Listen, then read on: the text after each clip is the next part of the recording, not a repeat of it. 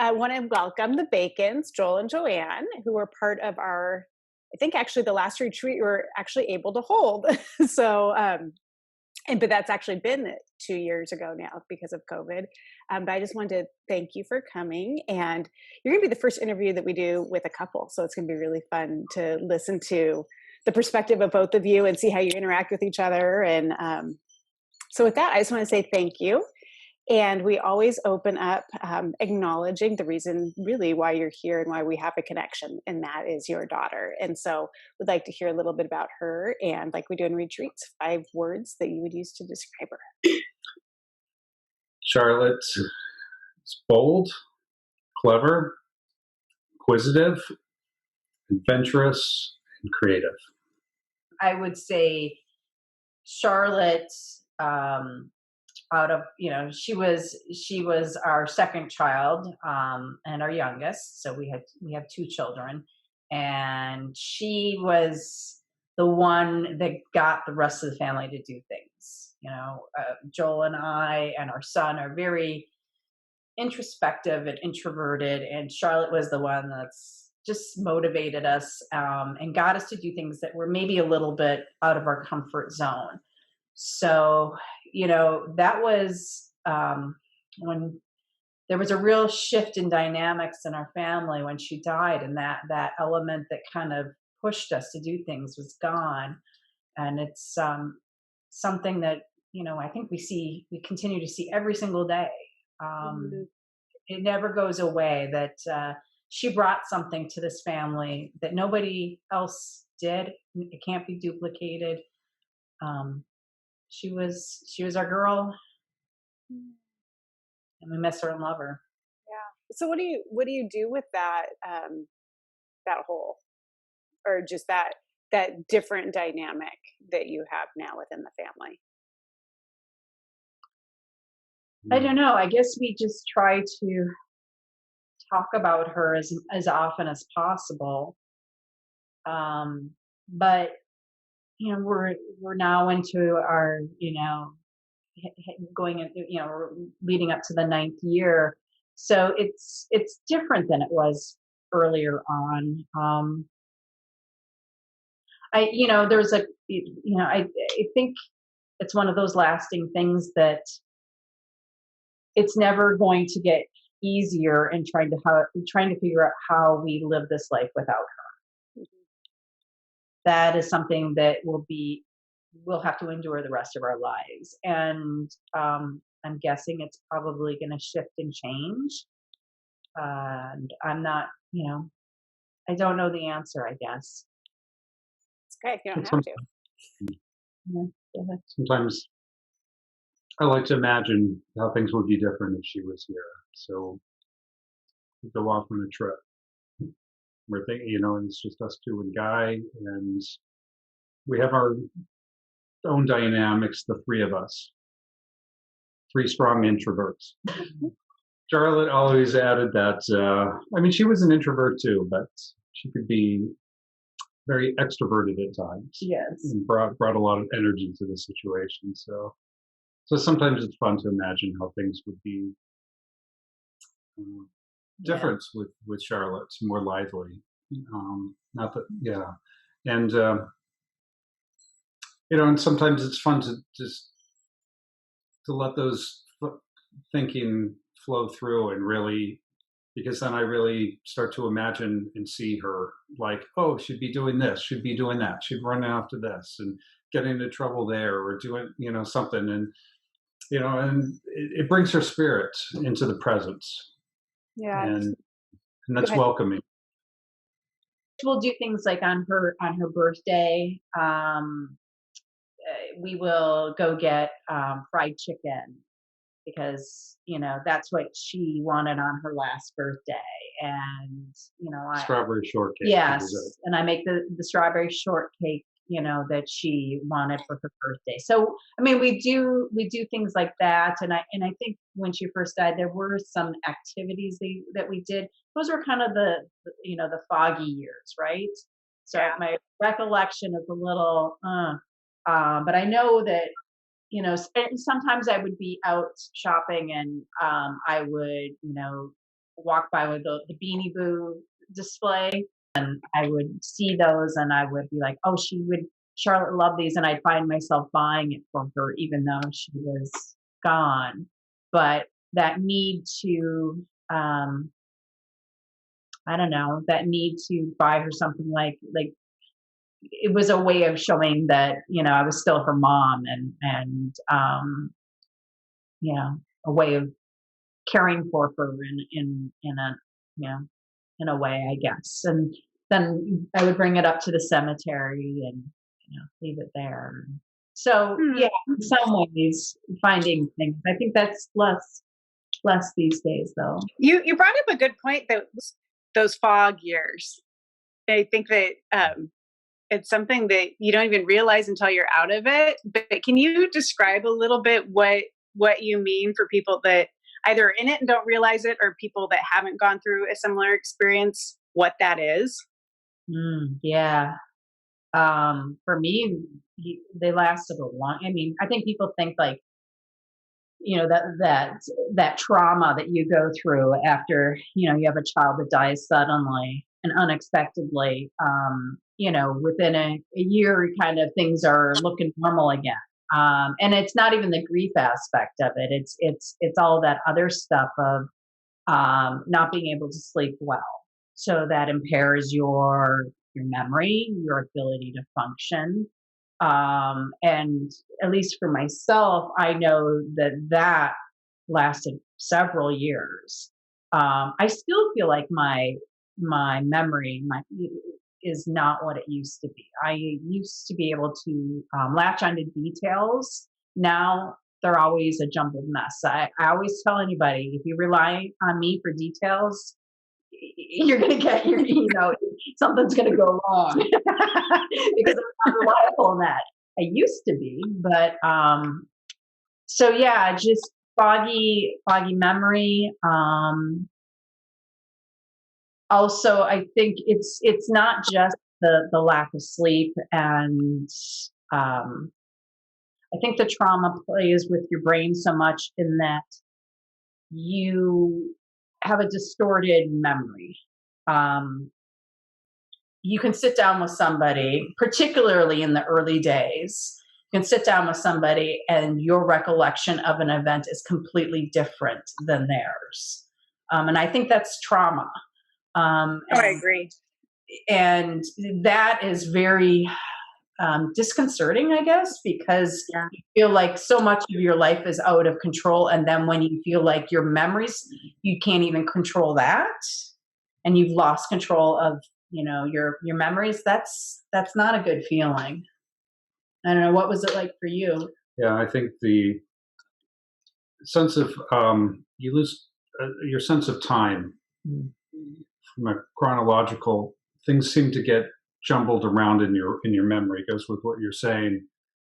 But like when things happen in the early days, like you know, did this happen then, or later, or vice versa, or just and then when we try to compare notes, or with other people who were with us at that time, some things seem to take much longer, and other things are like really compressed, so that it's like this time Warp.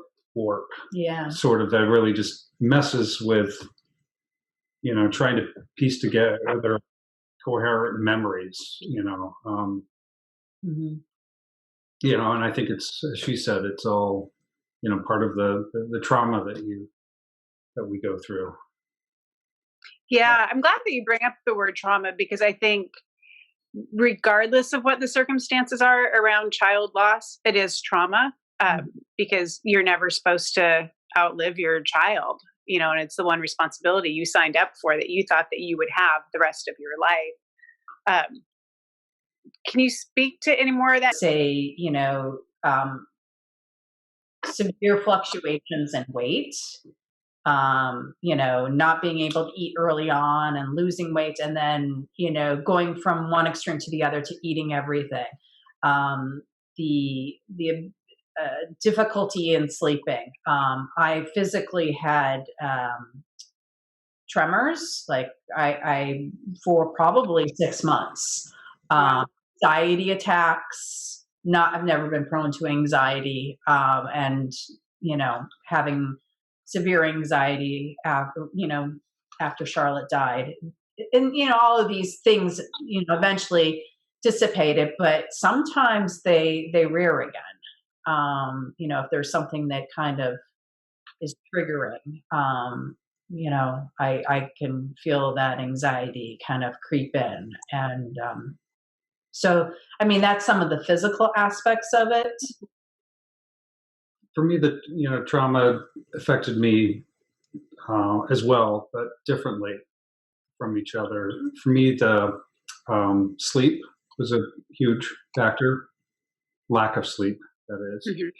not being able to fall asleep, replaying events in your head like over and Oh, over, intrusive thought. intrusive thoughts, dwelling on the events that happened, around Charlotte's death, and that's just um, that went on for many months with those intrusive thoughts.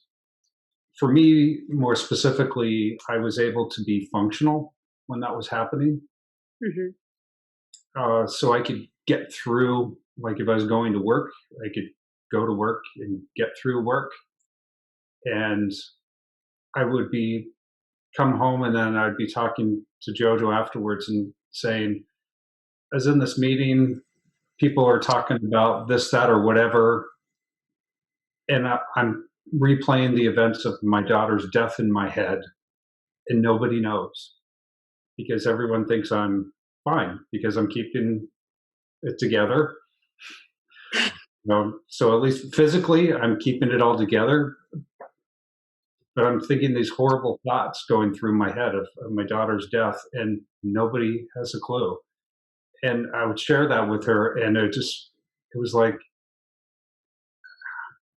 crazy, crazy to think and that went on for many months, and it's something I worked on,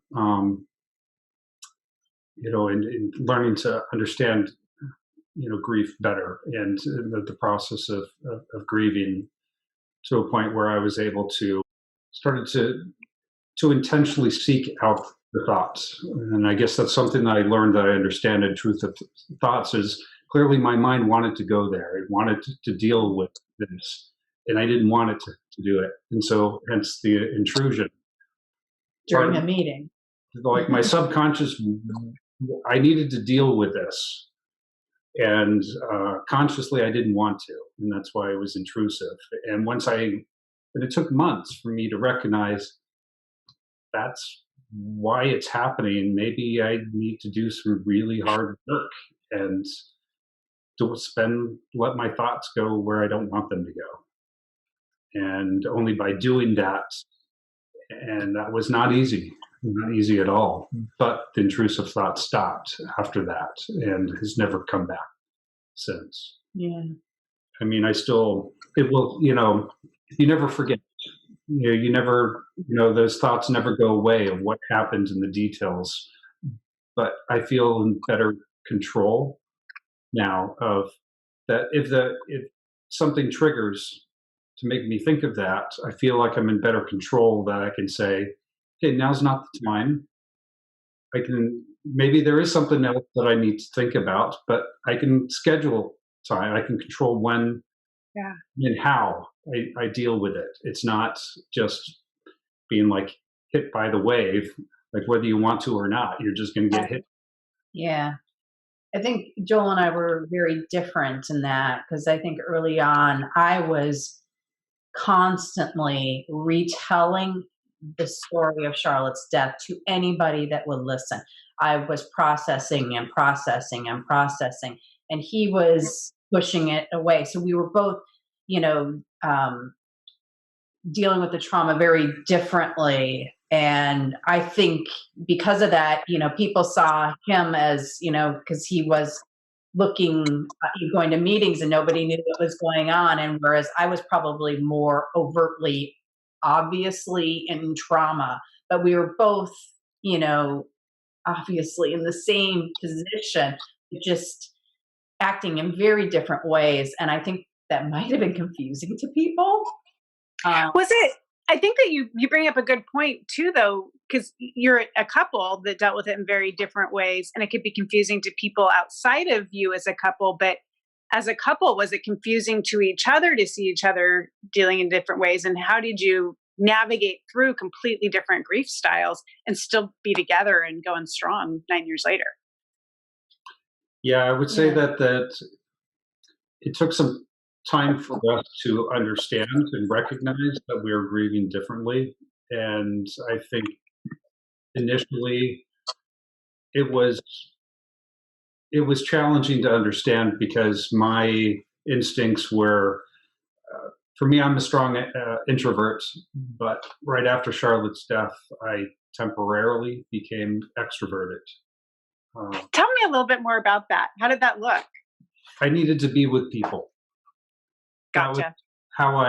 what I needed at the time. I didn't want to be alone, and I needed to be with people. And I felt like only being with people and the more the better. Because then you didn't have to think about it. Yeah, maybe. And all I wanted to do was be alone. I didn't want to see anybody, be with anybody, to the point where people were afraid, like I was isolating, and that, they were worried about my safety, like I might hurt myself, which was never even, not something I ever had felt since Charlotte's death. Um, but I just, I found it taxing to have to sit and try to explain to people how I was feeling. Um, so I just avoided that. We talked a lot, and we shared what we were feeling with each other, and I think that helped us to understand and recognize that, yeah, our the way we're grieving is very different at this time, and that allowed us to find more of a balanced approach Yeah. to moving forward. And so, like, my instinct was like, I got to get out of the house. I got to go. I got to do this. If I'm getting an invite from whoever, I'm going with it. That was what I wanted to do. She wanted to do the opposite. And she was like, no. Hell no. Back to bed. So I think, yeah.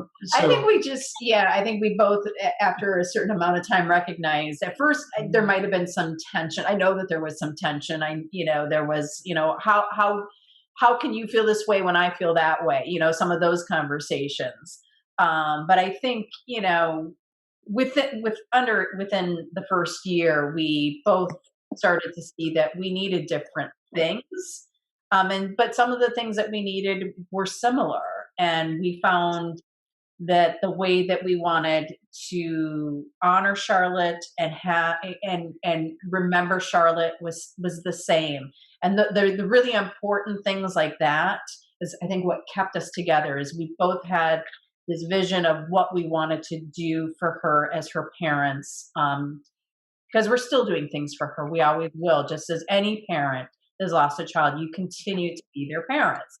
And so we had this common bond and this vision of what we wanted for her and our life, for the rest of our lives with her.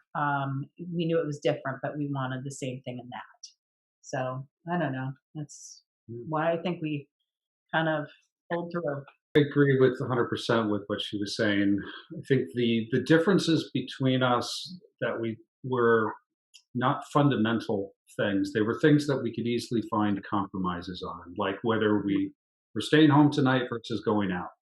Not a big deal if we end up staying home. Right? Well, but you kept the perspective that wasn't a big deal. Yeah.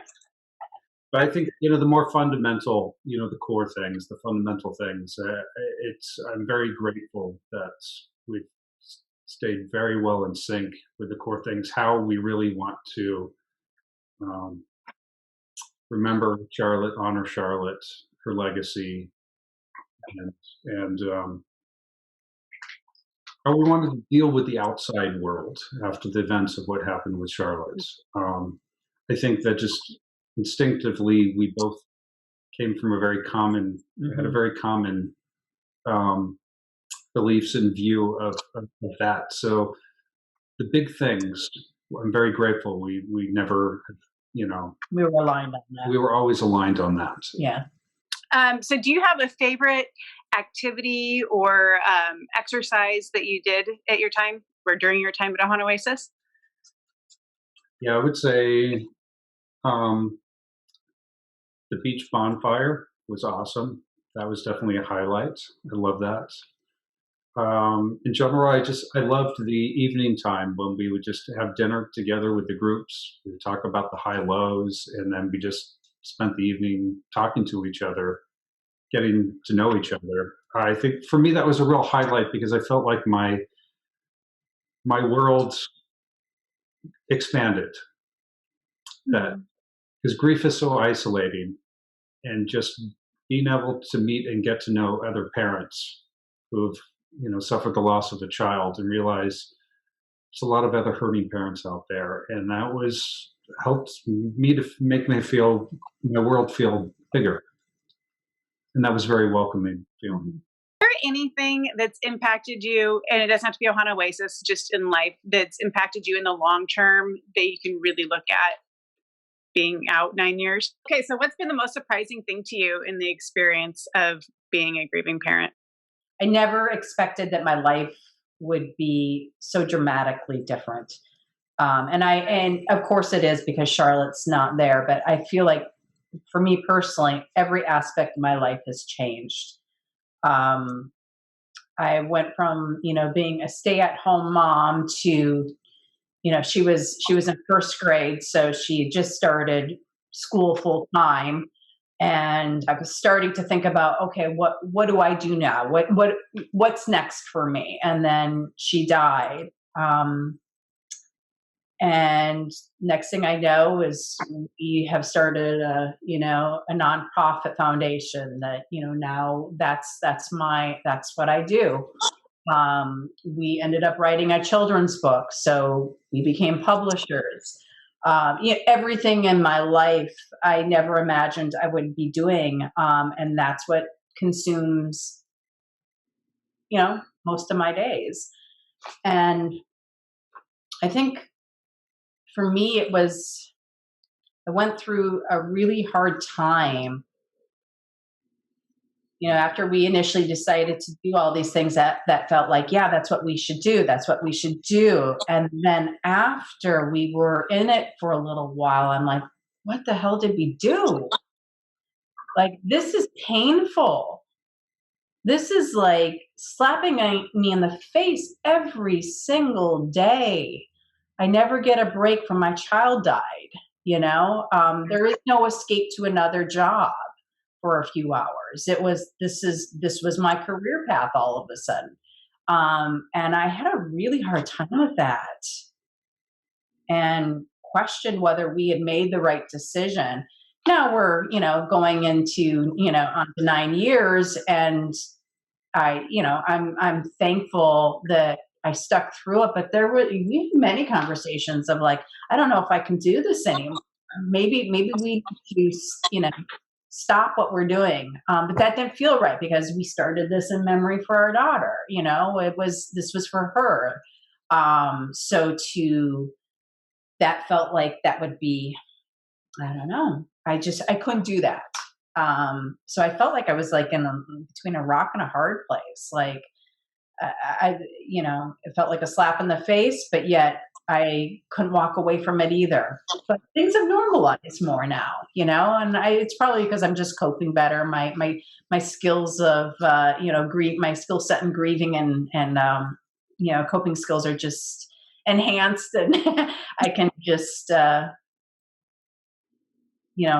allow myself to feel those things and step away and then come back. And it's not, um, I guess, as intrusive as it was early on. So circling back to the doing a nonprofit, it seems like bereaved parents, more than anybody else that have gone through grief, or any subset of people that have gone through grief, do tend to start nonprofits or try to do something in their child's name. And I think that what you were talking about, your phenomena, like that's actually a very real thing that a lot of parents grapple with several years into it. So now looking back, do you have advice that you would give for people that are like newly into it? Yes, we know a lot of families that have lost children that have started nonprofits, and I think you're right. I think there is, a lot of this kind of back and forth of like, oh boy, what did we do? The only advice I would maybe give is just maybe sit on it for a little bit. I wish Define a little bit. Well, gosh, for when Charlotte died, I mean, we were immediately. It happened immediately. We were already talking about writing a book within weeks. Nonprofit, she died in December, and her birthday's in February. And on her birthday, we had a big like nonprofit, event that was going on. We're talking 2 months, way too soon, at least for us. Yeah, in retrospect, yeah. Yeah. And I think we were grasping like at everything, like what feels right, without having a clear idea of really, where we wanted to go. So yeah. I mean, I think it's in retrospect, it's I would counsel patience, and there's no right or wrong in terms of the timeline. If you feel the energy, wonderful, go with it, but also don't be surprised if you suddenly run out of gas and you need to you need to sit on the couch for a while and sideline. That's okay. It's all there's no right or wrong to that. And I think early on you're struggling, as she said, so much with trying to figure out, well, if I'm sitting on the couch doing nothing, I must be doing something wrong. That's not the case at all. Yeah. That may be exactly the thing you need to do for the time being. And so I guess maybe having the patience to realize that there's no timeline that you've got to meet. There's no deadline, to this. It's you got to go with what feels right, because the important thing is the reasons why you're doing these things, establishing a nonprofit in memory.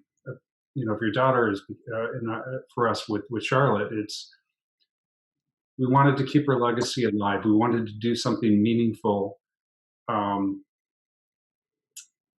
only for her memory, but also to help others. And that's a process that you go through, and your energy levels and your emotions and how you feel it are going to roller coaster. And how far if you got the energy to do a million things or just one thing, it's fine. Yeah. And both answers are right. And I think also, allowing yourself to do a course correction if you need, which we did do. A few years into it, we had to again, I feel like early on we were just grasping at a bunch of different things, and we had to sit down and just say, really, what resonates with Charlotte, with us, with our son, with our support groups, what resonates. And we corrected course, and we sort of changed our focus and our mission, not completely, but just corrected it, in that was more in line to where we really wanted to go. So even if you decide you're early on that you want to be one place and that changes, that's okay too. You can do a course correction. There's nothing that says that you have to, just keep pushing, plugging through or plugging along on something that just doesn't no longer resonate. Yeah. And with time and experience, we started making decisions for our foundation to give us the flexibility. So recognizing, once we learned to recognize that our energy levels were going to ebb and flow and go up and down, what we knew for sure is that we wanted a foundation set up that's going to last, that we didn't really have constant deadlines to think, oh, we got to raise funds for the nonprofit, or we got to get X, Y, and Z done, by these deadlines. Otherwise, the foundation is going to be in trouble. We didn't want to kind of put that pressure and expectations on ourselves. So we started structuring things in a way to give us that flexibility that, if we're not going to do anything really for the next few months, that's okay. There's very minimal things that need to be done. But if we got the energy and the motivations, then we know we can do this, on top of that. And so Yeah. that way we can step on the gas when we feel like we can, and back off, when we don't, when we don't have the energy for it. Yeah. What has been the biggest ongoing struggle over the years? It's hard to pinpoint one thing is the biggest. There's been a lot of things. Yeah. And the struggle today could be very well different than the struggle tomorrow or the one from yesterday. And over the years, we've struggled with a lot of things. But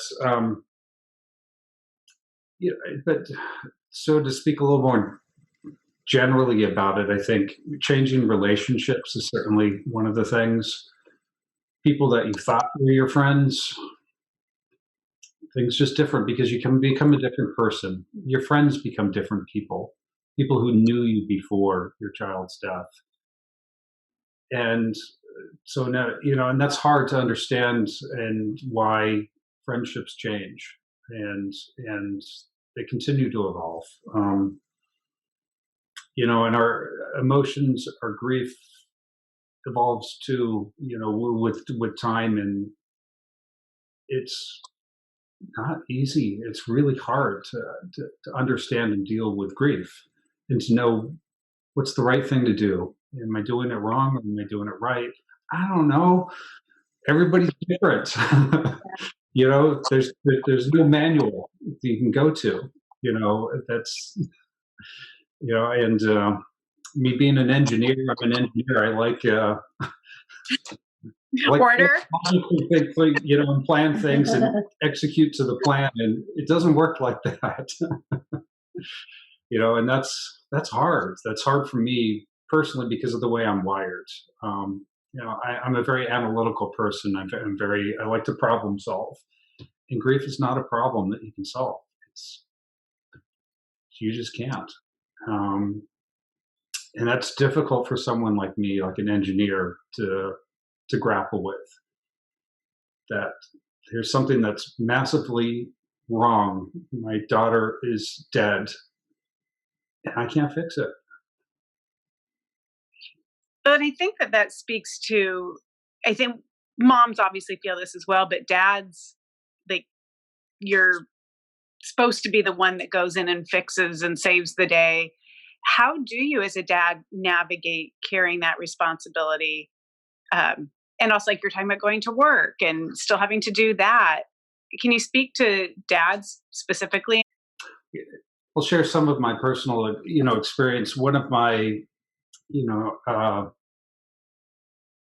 early after Charlotte died, I felt a need. I went back to work within, I don't know, how long was it?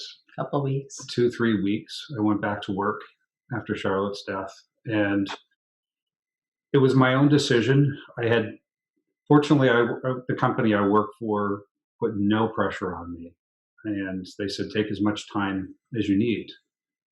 And I'm grateful that they didn't, that they allowed me that, but it was my own choice. And I went back to work because I felt I couldn't just sit at home. I needed to do something. That was just and then, her JoJo was different. Like, she wanted to be at home. And that was something that we both recognized in each other, and allowed that, okay, I'm going to go off to work. She's going to stay at home. That's okay. We're both doing what we feel like we need to do at the time. But for me, going back to work, the hardest thing was the people there, because they didn't know how to talk to me. I didn't know how to talk to them. And here I am going back into a work environment. I'm like, okay, I'm here to work. And then people come talk to you, and it's like, wait a minute.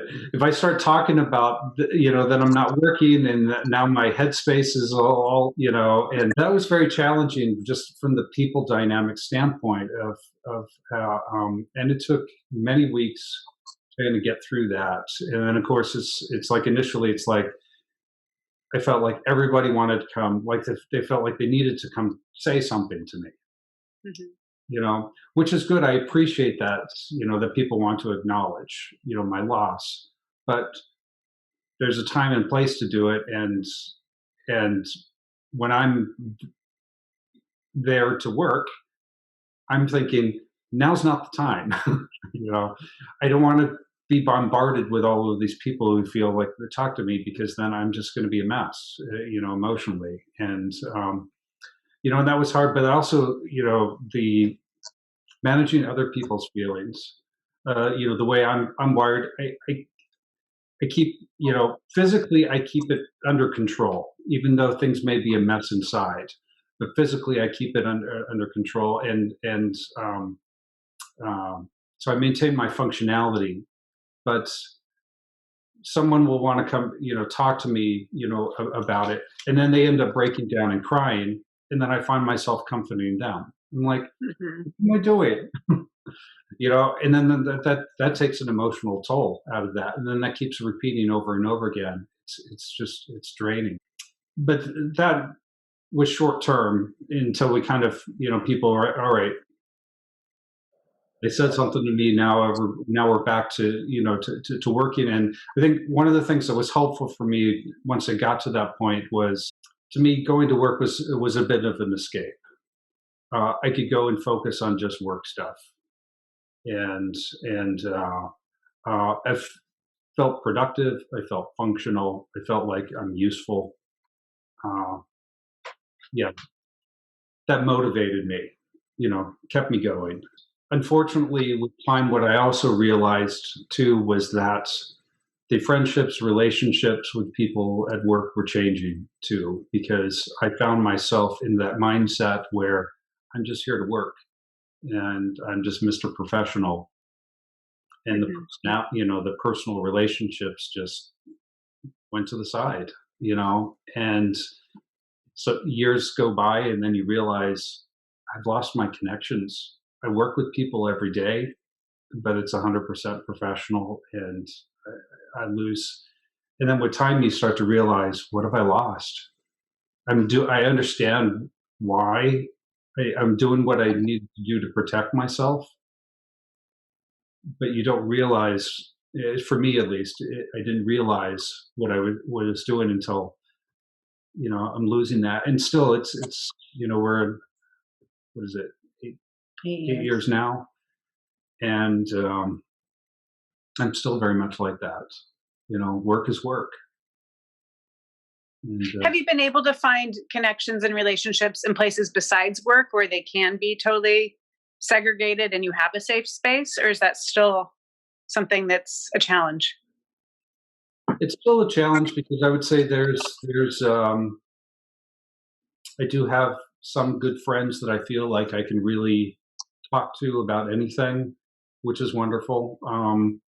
So if Charlotte comes up, it just feels comfortable, to talk about things that would make someone else very uncomfortable. And I think that's more about with relationships is I may be feeling comfortable. Like, I don't mind talking about Charlotte. I'm good with that. I like to share memories and thoughts of Charlotte, but then I hold back because I don't know how the other person is going to react, and how they're going to behave. And so you really have to have that level of trust in a relationship to know that the way the other person is going to respond is going to be in a positive, way, and not a negative way. Horrible, awful experience, and would never wish losing a child on anybody. But I am a firm believer that you can find blessing in even the shittiest, for lack of a better way of putting it, in the most horrible circumstances. Can you see any blessings that have come out of this horrible, awful 8 years? I gave this question to Joel.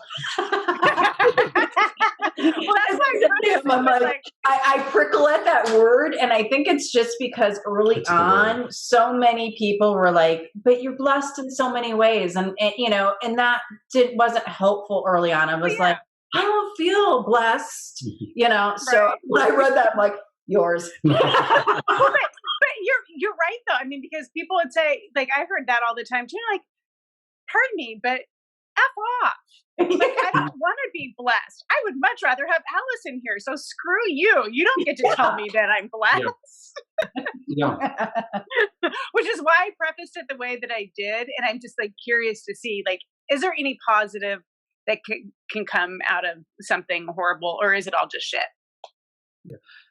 Well, there's certainly Shit, but there's a lot of both. Right? But I just want to mention like Thanksgiving is always a difficult holiday for that exact reason. And especially like on my side of the family, one of the what's the word you call it? So you're supposed to like say what you're grateful for. Traditions. tradition, Yes, yeah. the tradition, is to say what you're grateful for, what you're thankful for. And that's like, that is the last holiday we spent with Charlotte. So that holiday already is really difficult for us. Charged, I bet. We had Thanksgiving with her, and then like 2 weeks later she was dead. So to have to come up with something grateful on that day, it was like, of all days, why do we have to do this? You don't have to.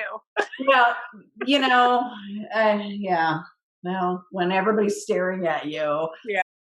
Creating a legacy for Charlotte, establishing a foundation in her honor.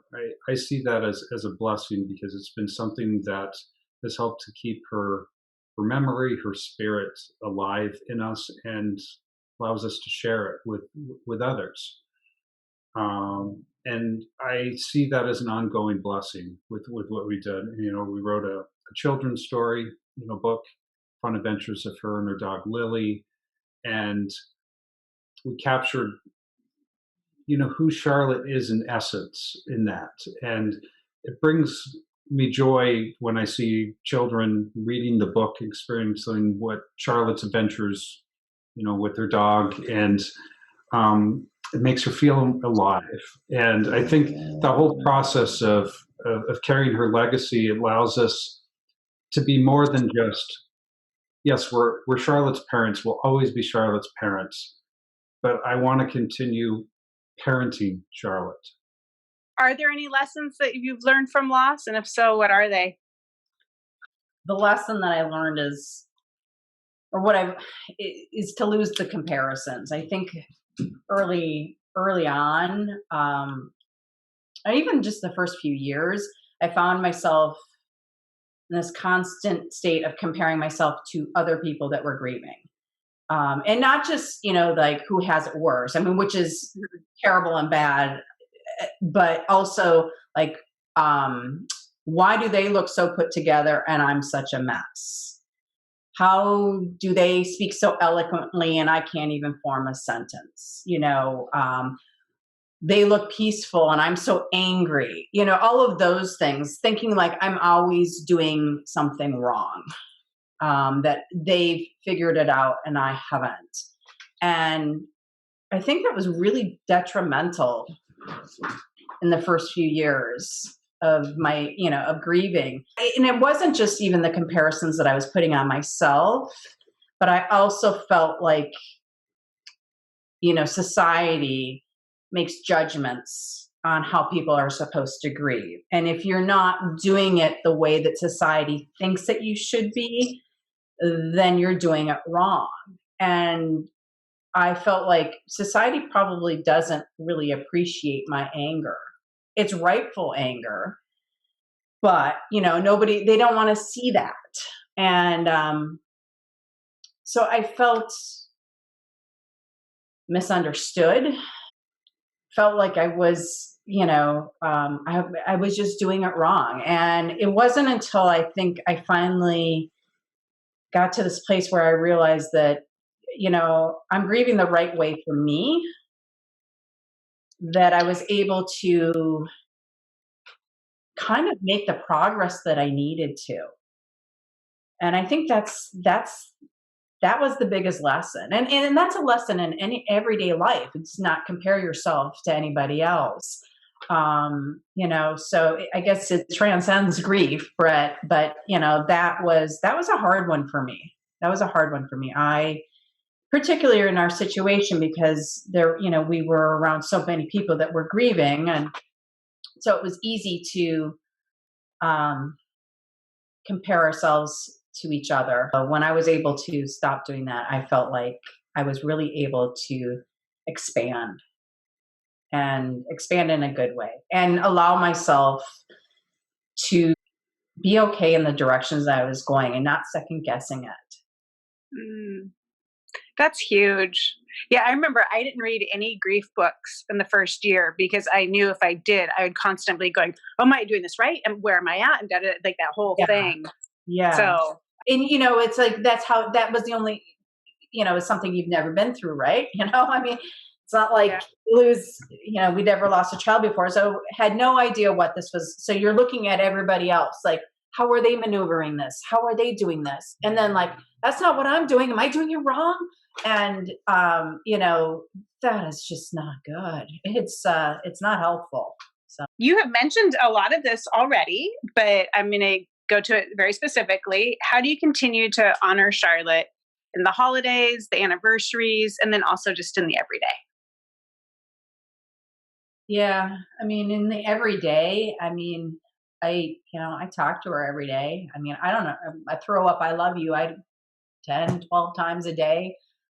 For the longest time, her bedroom stayed as it was until a year ago when we were first, in quarantine, the stay at home order, and everybody was looking for projects to do. And we took on the task of, I think we had been thinking about it and I'd been sort of going through her stuff. But last year we finally decided we are going to repurpose her room, and I turned it into my office. Hmm. And so that was a room that was sort of like, we used to joke, and this is that kind of, dark humor, grief dark humor that we should have one of the velvet ropes across the door, like, no, don't touch, because it was like, everything was in place, Right. for the most part. I mean, things had gotten moved around because it'd been 7 years, to clean, and we've had to do some moving around things. And her room was like a pale green, and she always wanted a pink room. She was 6, little girl, wanted a pink room, and we never did get around to painting her room pink, even though she talked about it all the time. And so I'm like, we need to paint this room. And I was thinking I would just paint it the same color as our bedroom because I like the color and we had extra paint. And then it dawned on me, I'm like, I'm painting her room So you have a pink pink. office. Yes, it's a very I love it. mature pink, and not the pink a 6-year-old would want. Did you just say a mature pink? Mature pink. How cool though that you Yeah. shifted something that you had kind of, it was there but a little bit off limits, into something that you are now living and breathing and creating in this space. Yes. That is so cool. It really is. I mean, I will tell you, the weekend when we were doing it, I'm like, just don't think about what you're doing. Just don't think about because I knew if I thought about it too hard, I wouldn't be. So we just like pushed through like the whole weekend, painting, we moved everything back in. And then Joel on Monday morning is, on his Zoom, calls because it's, he's working from home. And I walk into that bedroom and I was like, oh my God, what did we do? What the hell did we do? And I walked away and I thought, there's no going back. There's never going back. What did we do? And it took me about 4 days to go back in the room. And then I just kind of, I just needed a break because I was regretting it on Monday morning. But by, Wednesday or Thursday, I was like, okay, now this is going to be okay. It's going to be okay. I just needed to go to that spot, feel what I was feeling of like, that fear of like, oh my gosh, we're leaving her behind. We are leaving her behind and we are moving forward without her. And we just changed her room and there's no returning. And that was a scary feeling and I needed to feel it and I did. And then I was able to go back in and like, no, it's going to be okay because we've got a wall for her. We've got her favorite things on the wall. Not everything's gone. This is still her room. It's just a new purpose. I think that is such a beautiful, full life example of what grief and living looks like. What do you wish someone had told you at the beginning of this journey?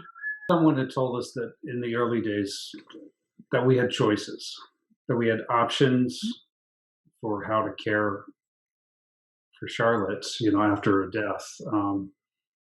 Instead, I think, well, I know that a lot of decisions, at least we feel, were made for us. Decisions made on our behalf, or Charlotte's behalf. And in those early days, yeah, we were dealing with a lot, of course, with all of the trauma.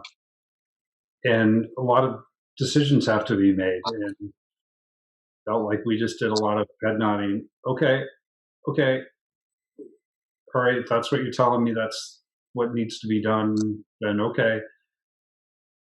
But what I don't recall at all was people giving us options. To, burial, cremation, things like that. It's just like things just happen, and I don't even recall how decisions were made, where she's getting buried. Yeah. Did cremation even come up as a topic? It just. Yeah, I mean, to just butt in, I remember we just, all of a sudden we were being drove to the cemetery, and I don't remember who was there, and they walked us over to this plot, and they said, "This is where we're thinking she'll be buried," and we just nodded, okay.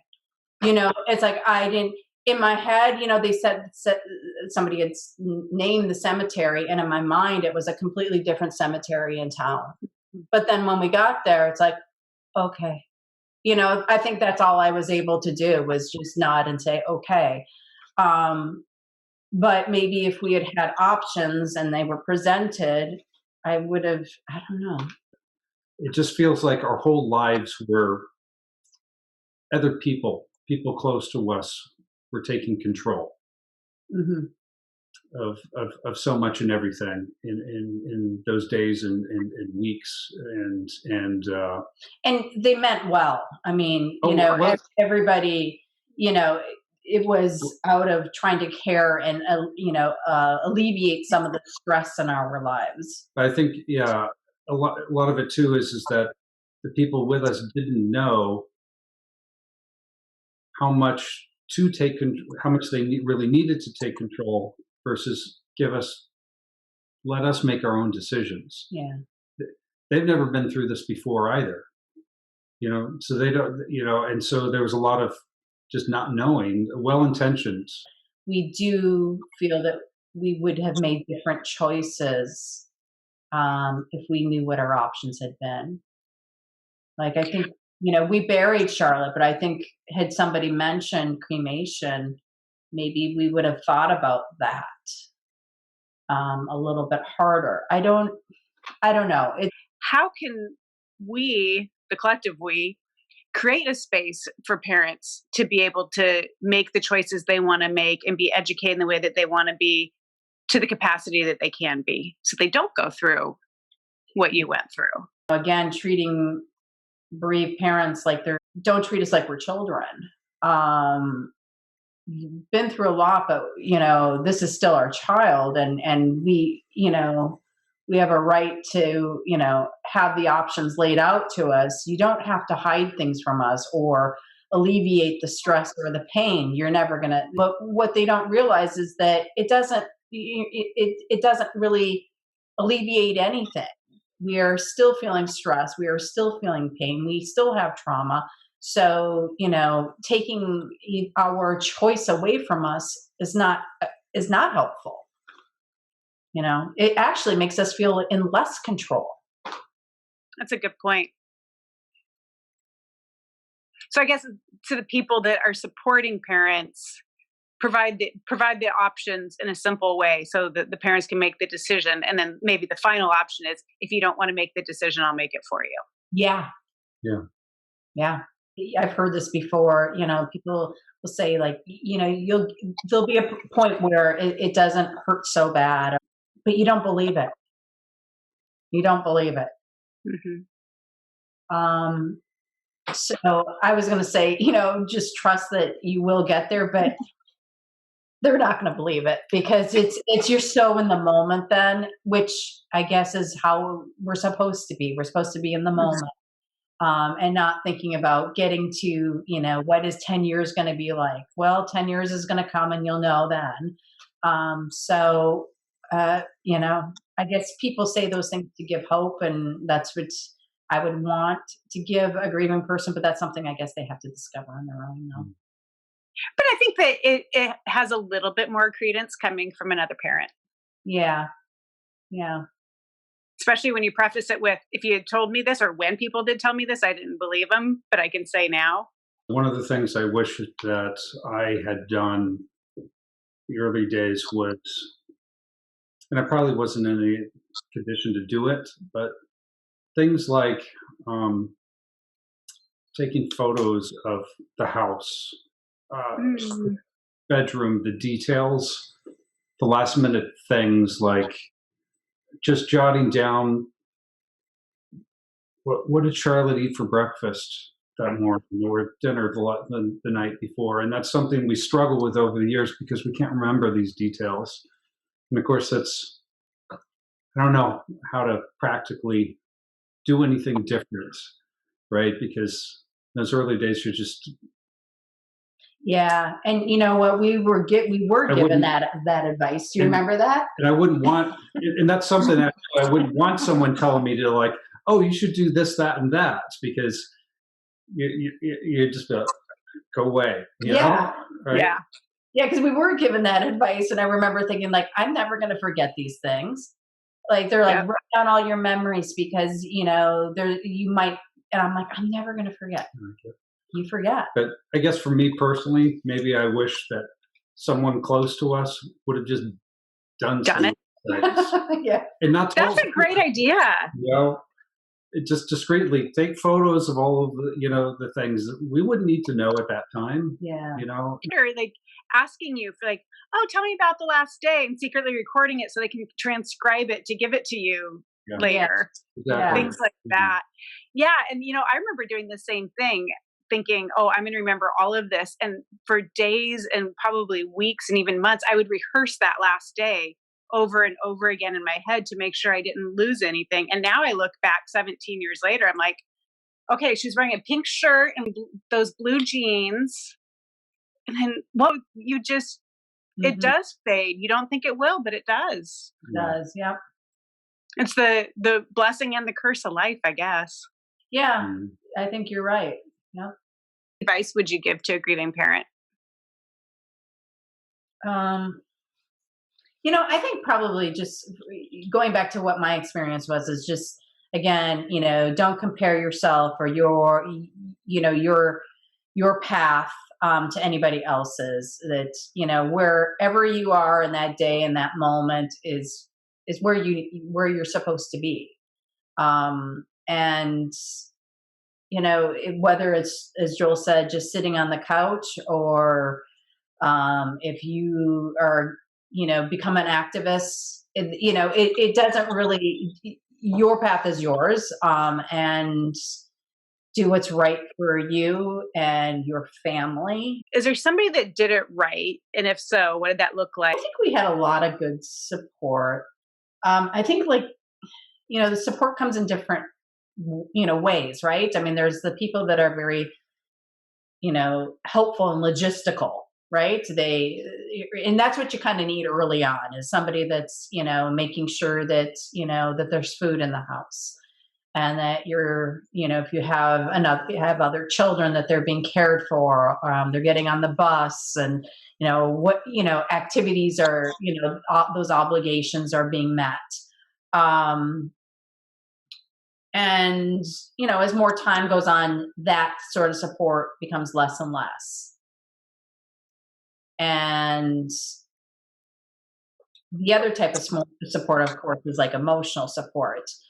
And I think that just increases, initially you're still kind of caught up with, the death of your child, in the first days and even weeks, that it's all about getting through all the ceremony, for lack of a better word. But once you get through that and you're then at home and life is supposed to go back to normal and it's nothing but normal. Yeah. And it's nothing like that. That's when that kind of emotional support comes in. And, I've heard people say like, the best type of support you can have is somebody that's a good listener. And I agree with that, but I think it goes beyond that. I think, somebody needs to be a good listener, but they also need to understand your boundaries, respect your boundaries, and respect your privacy. Because that's, for me, at least for me, when those two things were happening, somebody was listening and then they weren't respecting my boundaries and privacy, then that relationship deteriorated. Also, if I'm allowing you into that space, right? It also, that person needs to understand the sacredness of that. And if that wasn't happening, then again, those relationships usually kind of faltered. So, luckily, I did have people that were able to, be a good listener, but also understanding my boundaries and privacy and the sacredness of what I was sharing. And those relationships, I would say, are stronger. And many of these people were in my life before, and strong relationships then, but the relationship has strengthened because of that. So can you give, and you may not be able to, but can you give like a concrete example of what it looks like to respect a boundary, respect privacy, and honor the sacredness? I can give you some examples of what you shouldn't do. Perfect. Just something, because I can see where somebody would like think that they get it, but not really internalize it and understand it. So even saying what not to do is great. Yeah. I mean, be careful what you share on social media. I mean, if the family hasn't,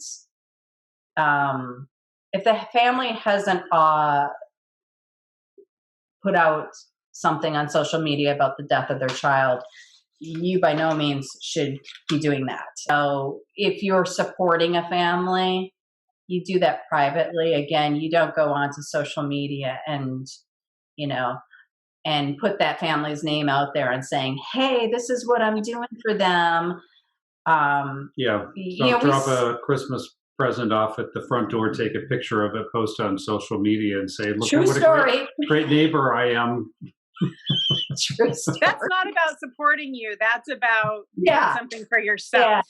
Yeah. Some of the bad things, but what good support looks like. For example, my best friend who lives in New Jersey, on the day of Charlotte's death, she had been texting me trying to get updates, and then I stopped responding. And when I stopped responding, she got in her car and drove 2.5 hours and just showed up at our door. Not knowing what to expect, but was like, when I stopped responding, she just came. That's good support. That is. I'll give an example of bad support. Because as we're talking about, I'm like, privacy, boundaries, both, cha-ching, and actually even sacredness. We had gone to the coast with the rest of the family for the week, and a circle of our friends and then our friends that were kind of like rubberneckers, for lack of a better way of putting it, all decided to come and completely clean our house and clean out our garage without us. They were surprising us. So I got home, my bedroom was rearranged. Things that were Allison's were gone. Like I had to ask, like, where did that necklace go? And clothes were washed and shrunk. And like, you guys did it because you thought you were being nice, but I didn't want you in my home. Yeah. I didn't invite you in my home. That felt incredibly intrusive, and I didn't feel like I could share. Like I had to say thank you. Yeah. So you talked about the short term. What about long term? I think that we talked about this earlier too. Like you have this fog for a really long time, and it goes a lot longer than people think. So how does support look, not just in those first few months or even that first year? How does it go on? Um, I think for me, the way I don't need that day-to-day support anymore, right? So for me, what it looks long term is remembering Charlotte with us.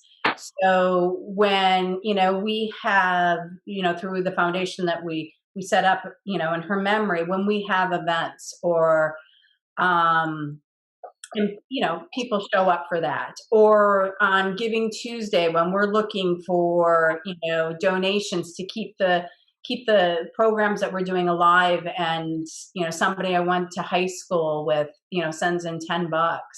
It was thank you. You don't because it's not just a nonprofit.